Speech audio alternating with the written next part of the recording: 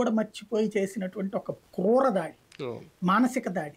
చివరికి అమ్మాయి తట్టుకోలేక వెళ్ళి రైలుకు ఎదురెళ్ళి చచ్చిపోవాలంటే ఎంత ఆవేదన చెంది ఉండాలి. చిత్రహింస ఆమె ఆ పడింది. స్థాయి దాకా మానసికంగా హింసించారు. అవును. అది చూసిన ఏ మహిళ అయినా నాకు ఈ పథకం వల్ల నేను లబ్ధి పొందాను కాబట్టి ఓటేస్తానని చెప్తుందా?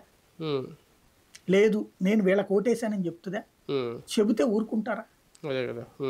అట్లాగే మీకు తెలుగుదేశం పార్టీ తరపున అమ్మాయి ఎవరో అప్పుడు తొడకొట్టి చెప్పింది చంద్రబాబు గారు ఎదురుగుండా, జగన్ గారు ఏంది చేసేది, నా స్థలం కూడా నాకు పెన్షన్ కూడా ఆపాడు, ఆ బట్టగాడు అది ఇది అని చెప్పేసి.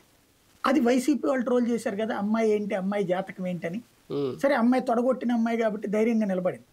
కానీ అమ్మాయిని ట్రోల్ అయితే చేశారు కదా, ఆవిడ బతుకేంటి, ఇదేంటి, ఎంత వచ్చినాయి ప్రభుత్వ పథకాలు, పెన్షన్ ఏ పథకం కింద వచ్చింది, మామూలుగా భర్తతో కలిసి కాపురం ఉంటుంది, ఒంటరి మహిళ పెన్షన్ తీసుకుంది, ఇవన్నీ.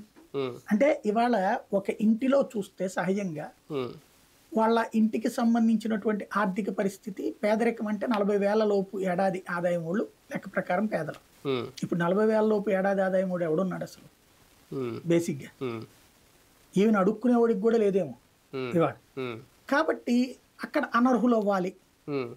ఇప్పుడు ఇవాళ ఫర్ ఎగ్జాంపుల్ వీళ్ళు వైసీపీ కోటేశారు.